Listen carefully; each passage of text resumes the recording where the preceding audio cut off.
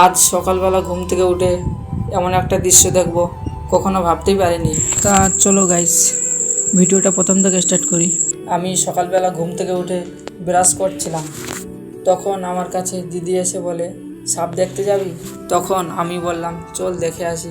আর এখানে এসে দেখি কত মানুষ সাপ দেখতে এসছে, আর সাপটা ছিল বৃত্তির মধ্যে।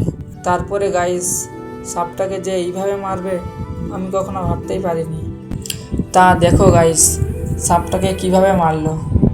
আর তোমরা যদি এই সাপটার নাম জেনে থাকো তাহলে অবশ্যই কমেন্টে জানিয়ে দিও। সাপটাকে মারা হয়ে গেছে, এবার নিয়ে যাচ্ছে সাপটাকে পোড়াতে।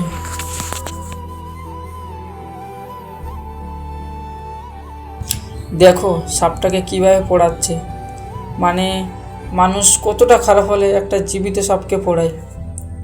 মানে কি বলবো গাইস, মুখের ভাষা হারিয়ে ফেলছি। এইখানে আমার আর কিছু বলার নেই। তো গাইস, ভিডিওটা এখানে শেষ করছি। ভিডিওটা যদি ভালো লেগে থাকে তাহলে লাইক, কমেন্ট, শেয়ার অবশ্যই করো, আর পেজটাকে ফলো করে রাখো।